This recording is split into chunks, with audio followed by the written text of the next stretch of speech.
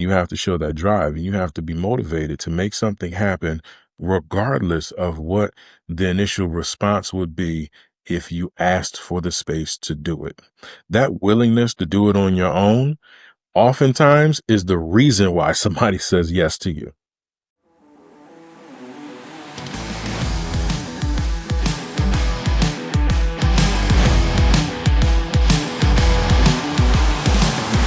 Hey everybody, welcome to the Leadership Syllabus. I'm your series host and leadership performance coach, John Jaramillo. The Leadership Syllabus Podcast provides insights from leaders on the main leadership lesson they've learned from their work, life, and experiences and who they are as a person.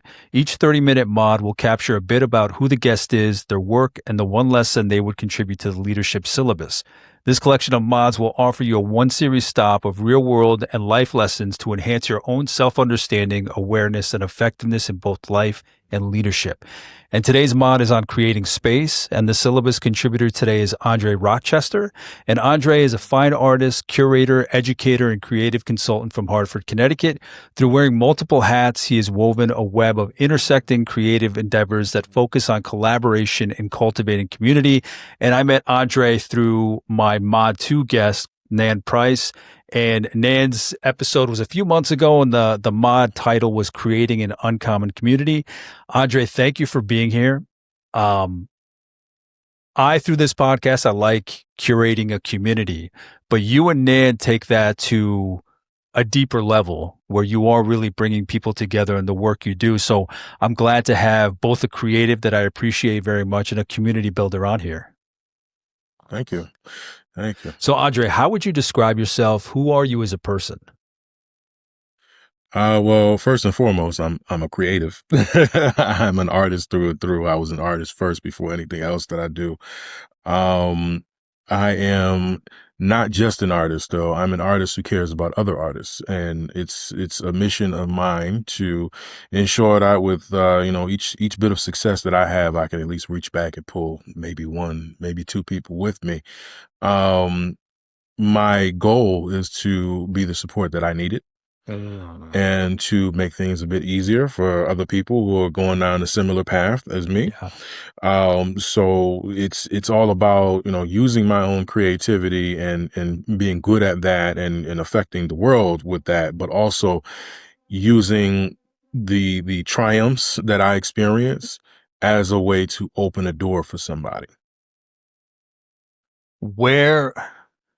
Usually I save the deeper questions for my other podcasts, right? To get through this one in 30 minutes. Very quickly though, where did your creativity come from? And then where did that idea of bringing people with you, where did that get instilled in you? Where did you see that modeled? Where did that come up for you in your life? So I actually picked up art by using a sketchbook when I was a little kid. My dad bought me a sketchbook. I was like 7 years old, and he wanted to keep me occupied. He worked really hard, and he needed to get some rest. So while he's resting, Yeah. I was distracted with my sketchbook, Yeah. and then it eventually evolved from this thing that I did that kept me busy and kept me interested into a way to cope with tough times. So my mother was sick. She was diagnosed with multiple sclerosis when I was 10 years old, and art became my outlet. I spent a lot of time alone by myself and without a lot of people to talk to. So art became the way that I expressed myself. It was the way that I was able to kind of, handle the situation that I was in, but also a way to channel the emotions I was feeling. This idea of bringing people with me, again, I spent a lot of time alone. There weren't a lot of people who understood what I was going through being a child in that situation. So there's this need to be there for other people. Yeah. When I decided that I would pursue art as a career, I didn't go at it at first with an intention of being someone who like builds a team around them, anything like that. I just wanted to make art because it meant so much to me. Yeah. It grew into something where it became more of an effort to open doors for people and to kind of lead my way through this terrain here and build a team as I go along to make it an easier journey for us all. Once I experienced some of the hardships of being an artist who's doing it alone, I realized, okay, now, things are starting to shift for me. And as they shifted, I said, okay, I don't want everybody to go through what I went through. We should make this a little easier for other folks. Let them have their own challenges instead of repeating the ones that I've experienced. Beautiful. Andre, in touching upon the creativity, how it's leading to your work, can you provide and share some about the work that you're doing, what that looks like today in the day to day? Sure. I am a curator for two spaces. I actually work for a place called the 224 Eco Space, where I curate and run a fellowship program for artists. We have two exhibition spaces. One is a small gallery. It's about, I don't know, maybe 250 square feet. And then the other gallery space, which is a multi-purpose event space, is about 5,000 square feet. Wow. In that space, we host a lot of group exhibitions, and we do some solo exhibits for folks who have a lot of work. Yeah. And Yeah. then, because it's a huge space, but that's a place where we engage community. Um, the fellowship program, we we do it twofold. So we provide entrepreneurial training and business training for a group of artists, and then we also align them with an arts organization where they can then partner on a collaborative project. And so the idea is to build them up and prepare them for this opportunity. And then they show and prove. Yeah. They have a chance to get their foot in the door. They can start a relationship or fortify one that they've already been working on with an arts organization, and they work on this collaborative project, and this is creating a space for them to kind of experiment, show what they're made of. It's not just about showcasing their own talents, though. Like, there's no guarantee that you're gonna have your own show. There's no guarantee that you're gonna have an exhibit or whatever, but there is a guarantee that you can show who you are as a potential leader in this community with regards to the arts, and you do that through your craft. Yeah. This program works with the full spectrum of the arts. We had a culinary artist in our group in our past Oh, cohort wow. that just ended earlier this year. So I can now say it involves culinary arts, theater arts, musicians, Yeah. poets, writers, visual artists, of course, right? And then there are people who are in the program who are multi hyphenate. People have gotten jobs through the program. People have gotten consistent gigs with their host organizations as teaching artists. Some people have gotten collaborations with other organizations that are connected to the program Yeah. who weren't their host artists, so who host organizations. So there's a lot of collaboration that happens organically just by creating this space for folks to thrive. The other jobs that I have, because I got three. Yeah. Yeah. Yeah. I'm the art curator currently at UConn Health Center, managing their art collection of over Oh, 2,500 wow. works of art. Really? Yep, and that's across all of their facilities. Wow. That's incredible. So we have this beautiful collection of artists, primarily from Connecticut, and many of them museum quality art, like world famous artists Yeah. are included, just as much as we have people who do it just as a hobby. It's primarily donations.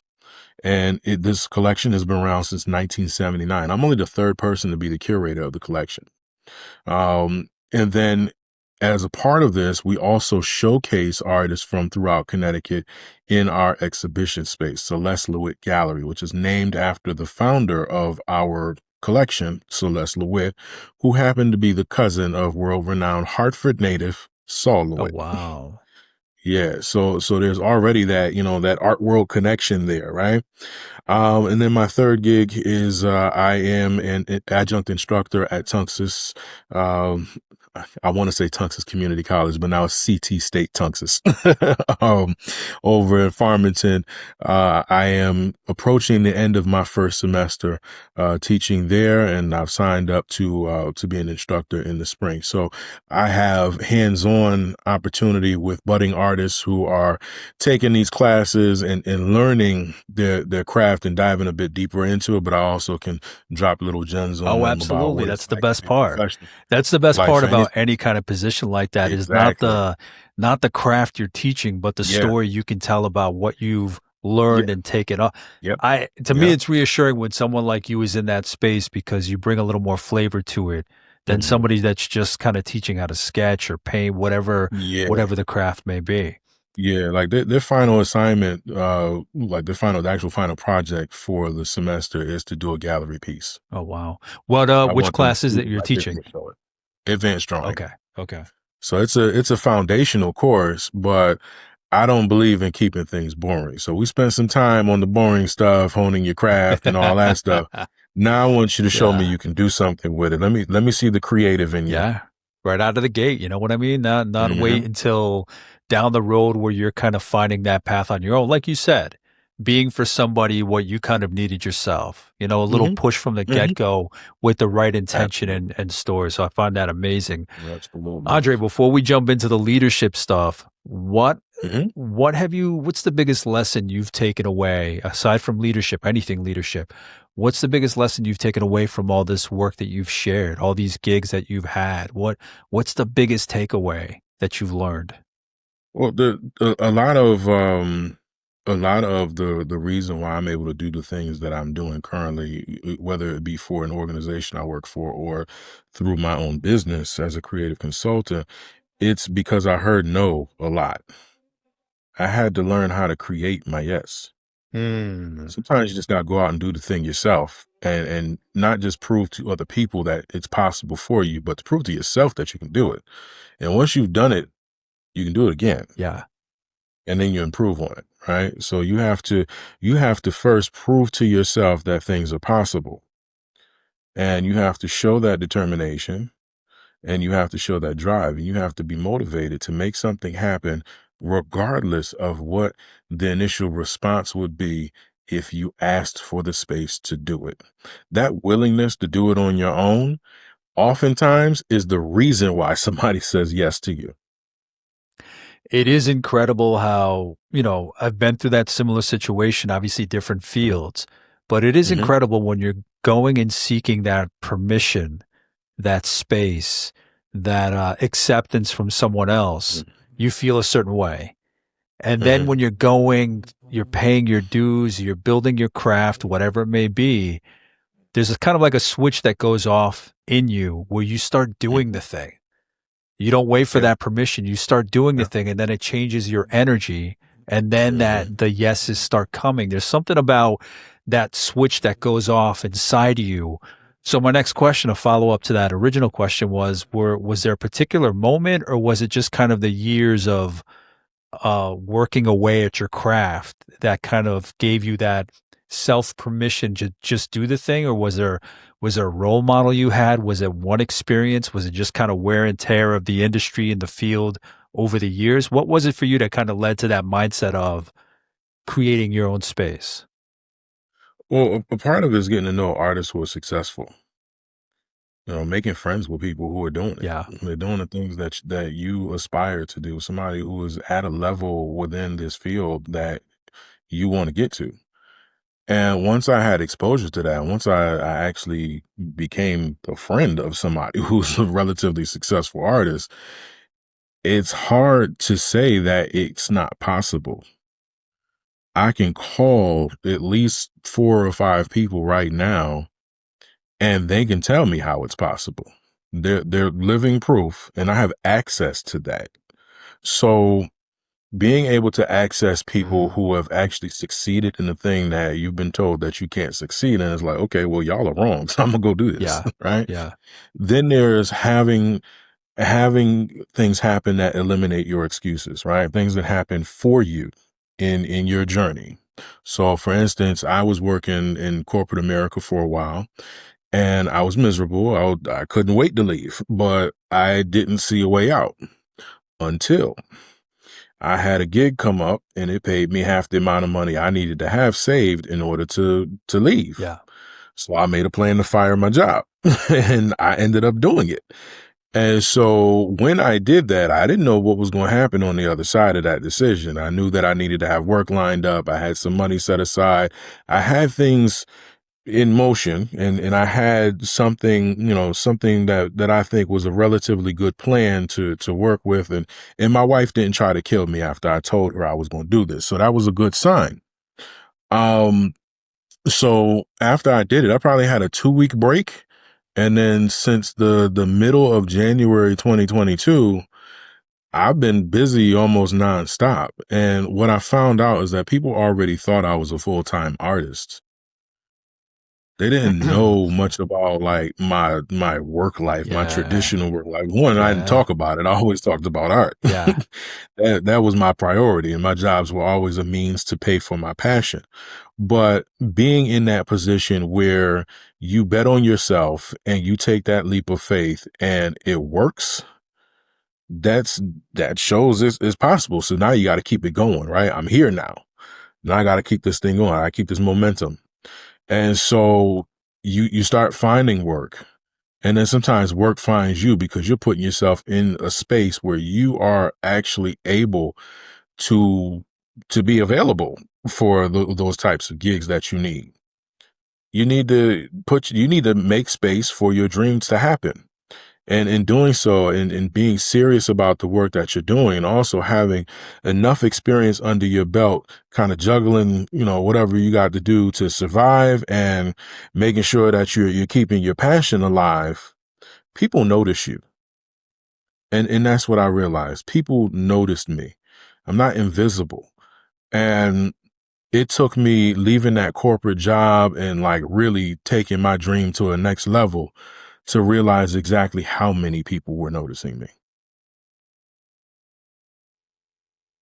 What does that look like? I mean, when you see them, when you meet them, they say they've already heard of you or heard of your work, or it's incredible how we don't know, you're living in obviously your body.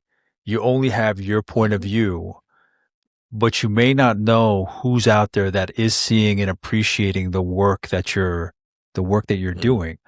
So how do you I guess this is a call to action, which is the next kind of mm, step in my conversation questions to you. What do you say to somebody who's kind of in that same boat? They know what they're all about. They know the fire they have. They know the passion they want to put out there, pay and provide for everybody. How do they keep themselves going? Because sometimes you do the work and you're ready for when luck strikes and you're in the right spot at the right time.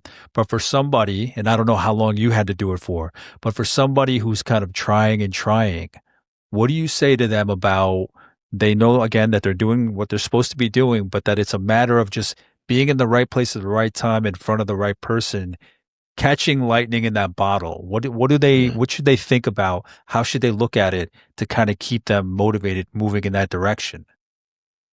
They should think about how they're showing up. And what I mean by that is, are you talking about your passion like, oh, it's just this little thing I do? Or are you actually claiming Yeah. that this is what you do? Yeah, yeah, yeah. And this is a part of who you are. And this is a thing that kind of drives you. Are you associating your gifts with purpose? Meaning, you have a talent and you can do great things with it. How are you affecting people with it? What goals do you have for that part of this? And so my call to action would be to develop a mission statement for yourself and establish a vision, right? Your mission is what do you want to do? What are you about, right? Your vision is, well, what does it look like when you're actually achieving your mission? What does it look like when you're working to get to that goal? And once you have that, now you have something to guide you along the way. That's going to determine how you show up, where you show up, and who you show up with. Andre, for you, was it somebody that kind of helped you clarify that, how to go about it, how to think about it strategically? You have the passion, you have the heart for your craft, like so many, Mm. but was it somebody that kind of guided you along the way and said, if this is what you're about, if this is what fires you up, you got to show it, you got to claim it, you got to create that space. Was there somebody that stands out to you that provided that to you? Um, hmm. I'm just I would curious say how you it's developed that more of a group of mindset. it's more of a group of Okay. people, but I'll say my corporate experience is what gave me the language for it. What did you do in your corporate life? I actually worked in quality assurance Uh, and continuous improvement. I got to jump in on that. What's How up? do you factor that? How does that play into the work you do now? Well, first of all, I was a quality auditor, so I was looking at processes, Yeah, yeah, yeah. processes and standards, and what it means to set a standard and follow it versus what it means to not follow it and question why, right? Looking at how a process is set up and eliminating waste in your processes. I look at that type of stuff with what I do with my current work. What's the most efficient way to get the job done and achieve my mission? The mission and vision language that I use that actually comes straight out of um, the executives at my previous job. They would go to this leadership training called Thayer, which comes out of West Point.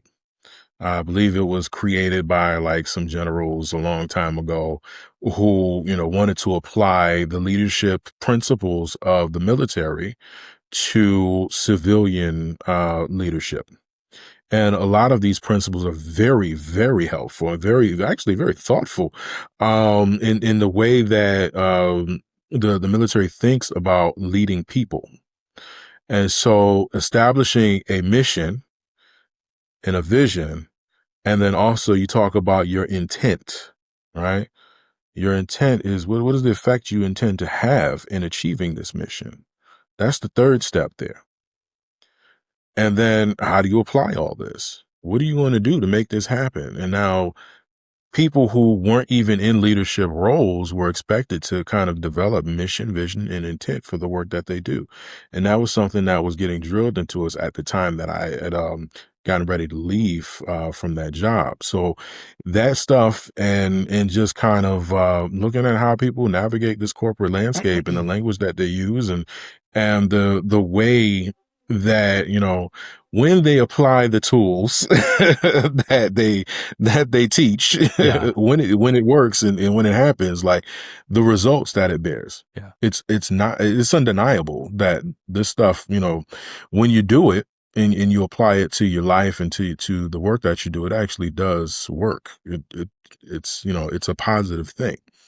We can go on about corporate culture and the issues that I Yeah, have no, with that. oh no, no. Believe me, This type of stuff is what I take with me, yeah, and I actually apply to how I guide other artists. yeah. I was curious. Once you mentioned corporate, I can see obviously Mhm. how creative you are. I was curious how you mesh those because those are tools. Those are mindsets that can be utilized anywhere, even in the creative space. So I appreciate Oh yeah. that. So Andre, when I reached out to you about coming on the series and you picked the mod title "Creating Space," obviously it's a leadership podcast, but I bring a lot of personal, a lot of work related Mhm, stuff to it. mhm. What was your thinking in terms of okay, a leadership podcast, a mod title, creating space? How do you in your thinking, in your process, why was it this that stood out? Creating space. Because the stereotypical understanding of leadership is you're the person in the forefront. But any good leader also knows when to let other people shine and how to let other people shine. See, you can't train people to lead and not give them an opportunity to do it. That doesn't help anybody. You've wasted your time. So, like with the example of the fellowship, this program is designed to take people who already stand out, kind of polish what's already there, refine it a little bit, give them some additional skill sets so that they can go off and lead. And so that they can either set an example for other people, create an opportunity for other people. This is all about creating space. We've gotten these organizations to open their doors to folks. We've created a space for them.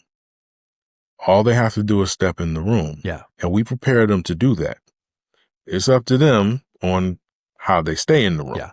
if they stay in the room, Yeah. right? That's where they show their leadership skills. They show their potential in those moments. But we have to allow these opportunities to happen. I have a friend right now who we have kind of a mentor mentee relationship. And in certain settings, I'm quiet with her because I want her to shine. I've done my job if she does well in those settings. I get to see the results of my own leadership when she shows up as a leader. Yeah. Yeah, I think so many leaders forget that part. I think they think about it as I'm leading a team or I'm leading these individuals. I'm getting the job done. That's that. Instead of also thinking about what is it I'm doing? What steps am I taking for them to shine? If I let them in the moment, if I step back and let them shine, or if I have to leave, if I go somewhere temporarily or permanently, have I reinforced their learning? Have I reinforced who they are to allow them to step up and shine? So I think so many leaders get lost in that. They think that if the job is done, that's sufficient without really thinking, okay, so what have these people learned about the job, about leadership, about themselves? So I appreciate that response. Thank you. Andre, is there anything else you want to share in wrapping up? Anything you want to share about the work you're doing? Anything that you have upcoming that you want to put out there? The floor is yours. Yeah, I'm actually currently in the town of Bloomfield's town hall right now, working on a series of murals in their conference rooms. This current mural that I'm working on, I'm about to finish today, which I'm very happy about. And then I'm moving on. I got 3 more conference rooms to go. So it's a big project that I've been doing since the beginning of the summer. Wow. I'm currently working with a group of artists, a group of leaders who have invested in this themselves, but also are participating in this effort that I'm organizing to bring artists to the Harlem Fine Arts Show in February. That is a major art fair for African American artists. And it started with me going by myself earlier this year. And I had such a great time, I needed to go back. The only way I was going to go back was if I brought people with me because it's very expensive. And so I found a group of artists who not only shine as creatives, but they also shine as just people in the community who have a large amount of potential. Some of them are definitely leading things on their own and doing their own thing. And so we're all going to go together representing Connecticut, but also representing ourselves. Amazing. And that initiative is called Diaspora CT. Yeah, you can, I guess I can give you my websites as well. Yeah, absolutely. Please. If you want to view my artwork, go to andrerochester.com. If you want to learn about the other side of my work, which is really coaching and consulting, that's rochestercreativeconsulting.com. Andre, thank you so much for sitting down for this conversation, man. I really appreciate it. Thank you for having me. I love seeing the I have a half a foot in creative. I'm not a full creative, but I love just seeing that intersection of creativity and humanity. So I love the work you're bringing to your community and again, creating space and bringing people with you. So thank you for that. Oh, thank you. Thank you. And if there's anything I might have missed, so much to cover, limited time, especially in this series, let me know. I'll reach out to Andre, see what kind of additional insights, guidance, wisdom, any of it I can get. Obviously, he's shared his website. You can see them below. They'll be in the show notes. Reach out to him if you need anything that he's provided, any creative consulting. In the meantime, thank you for watching, listening, and subscribing. I'll talk to you soon. Take care. Bye.